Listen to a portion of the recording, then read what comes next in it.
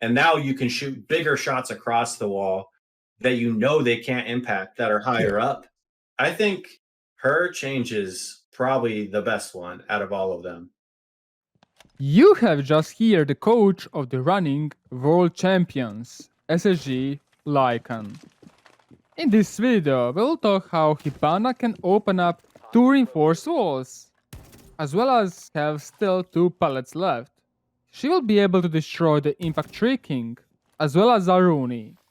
And if you didn't already notice, this video will be a banger, as not only will go through why Hibana might be a bit too good, but as well as some unique Aruni tips that are not as obvious. So without any further ado, let's get going. So, just a quick basics, as it is very important for the advanced part of this video. Aruni has 3 indestructible gadgets that can be put by any wall as well as on the hatch. It also can be put by any of the windows, doors, or even rotation holes. It is indestructible, so you're not getting rid of this thingy as an attacker. This gadget deals 30 damage, and the moment it gets activated by anything, it has a cooldown of 30 seconds, and then you have to manually as a defender put it back to the activation state by shooting the bullet into it. Maestro's Evil Eye can do that for you.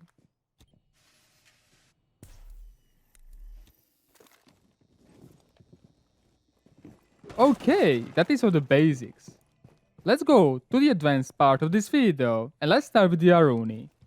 The first thing that comes to my mind with Aruni are the old reinforced outside rooftop hatches that happened previously. So in the office example on the clubhouse, this will disallow any attacker to drone you out in the office or in that area. Not only that, you can from very safety activate it after 30 seconds, whether it to be from the main stairs, bedroom, or even kitchen from below.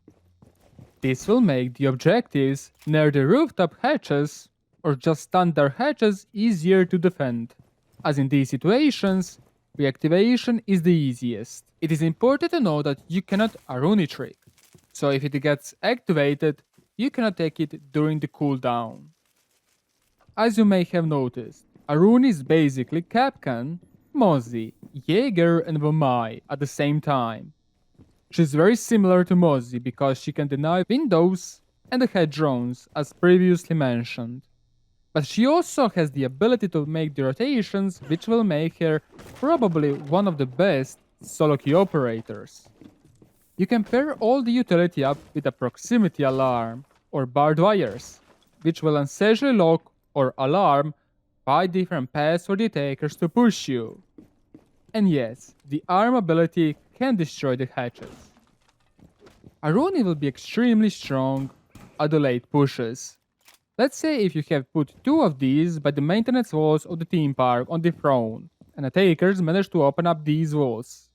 If in a 1 vs 1 or 2 vs 2 situation, and late round, using flashes or drones to activate the Aruni's gadget as an attacker is the same as telling the defenders that you're just about to push them in, so they can start to pre-fire you.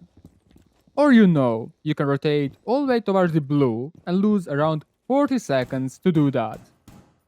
Having said this, have fun going for the Aruni's gadget with less than 30 health points, which won't be rare in the late situations. It is important to highlight that neither of the ADS or Vomai's disc cannot zap any projectile before the Aruni's gadget. Aruni's gadget blocks line of sights of the ADSs and magnets. Aruni could also be strong with a combination of mute because drones won't be able to jump over the jammers anymore if put up by the doors.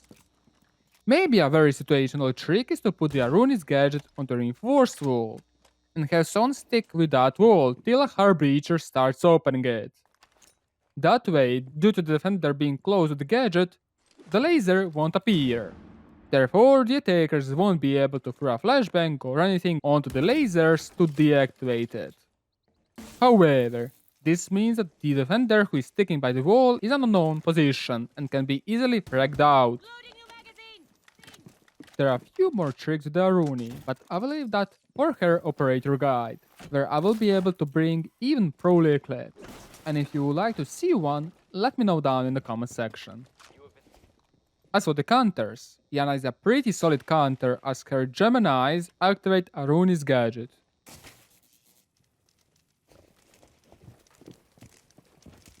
Also, this is very similar to IQ. Pinka is also getting slightly buffed after each season. First her boosts counters somehow Melusi, and now she also counters a bit of Aruni, as you'll be less damaged. You can even put gridlock tracks by the lasers to waste them out.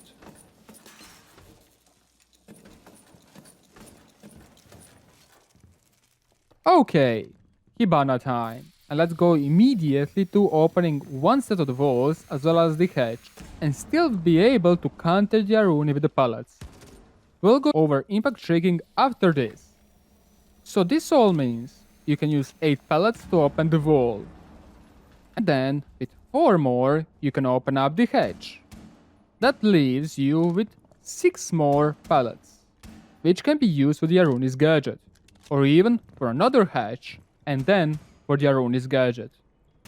So you basically have opened up 2 hatches, 1 reinforced wall, and still managed up to counter the Aruni. So in this situation, we have used the Hibana Kind wall, where you open up the top and the bottom part of the reinforcement, making it soft, as if you did the full Maverick trick.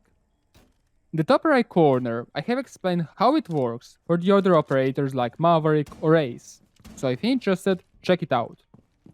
As Hibana, with the Hibana killing the wall, and thanks again to the Kin the Knight, you can open up 2 sets of the reinforcement, just how Termite can. But also you can have additional 2 pallets to either waste Aruni's gadget or to open up the Lano sides. With this mindset of having 18 pallets or 9 probable gadgets, you can 9 times disable the Aruni's gadget, which is more than enough.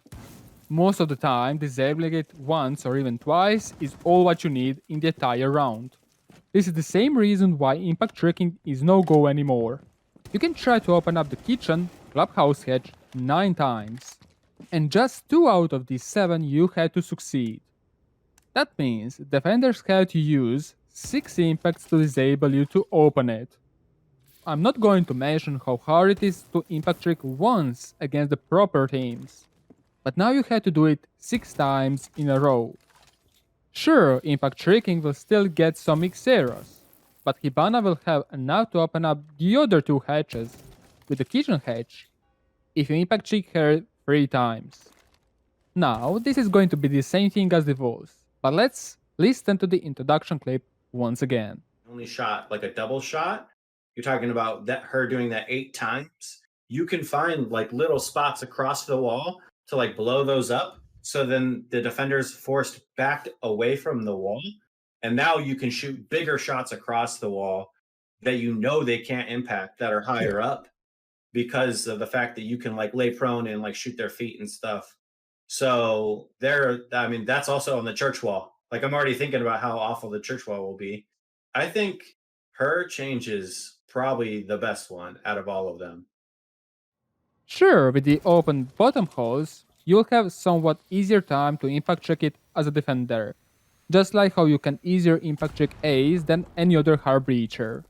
But you need to have at least 3 pair of impacts to possibly deny them to open 1 wall. That is a lot of secondary gadget utility waste just to counter 1 wall. On walls like showers on Oregon, even if attackers open up a double-sized hole, 2 pallets of Xeros, the showers guy has to go away. So, instead of impact tricking, I think we'll see more of kite tricking, especially in these situations, that you cannot get close to the wall to ban the trick, like showers, or against hatches. Or you can deal with Hibana by banning her.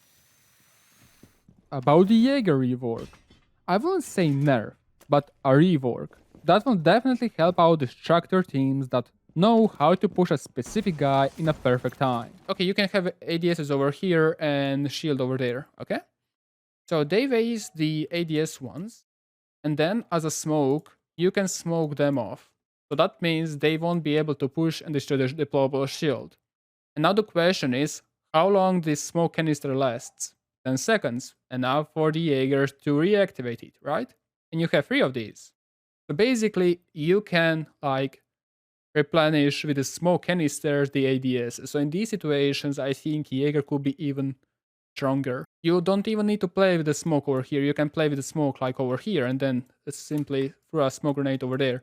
Or you can play smoke over by the Shaiko spot and deny it. Basically, with the smoke canister, you can replenish your ADS charges.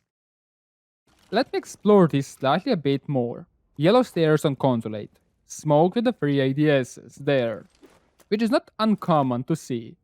The moment 3 ADSs gets wasted, he can smoke off the yellow stairs, and that lasts exactly for 10 seconds. So unless you frag him out in the meantime and Doc can heal him up, so Doc can pretty much counter the frag grenade, the ADS will most likely get reactivated. To cook a grenade, it takes around 4 seconds. This rework might buff Glass more, due to the smoke meta being more prevalent. What can be a huge deal is that you cannot stack together Vamai and Jaeger, as the priority has the magnet, but the ADS will zap it if in a radius. That will probably just force defenders to spread out the magnets and the ADSs, like on the pics on Cafe. However, magnets or just ADS stacking is fine. So we might see magnets spread around the piano ceiling, whereas ADSs by the pixel spot. What do you guys think about the new season? Are you looking forward to it? Well, I'm certainly am. Thank you for watching this video and staying with me for this long, and thanks all the patrons and YouTube members for making this video available. If you want to learn all the basics and advanced things about the siege, make sure to give me a like, subscribe and click notification bell to get all notifications from my channel. Make sure to give me feedback down in the comment section below.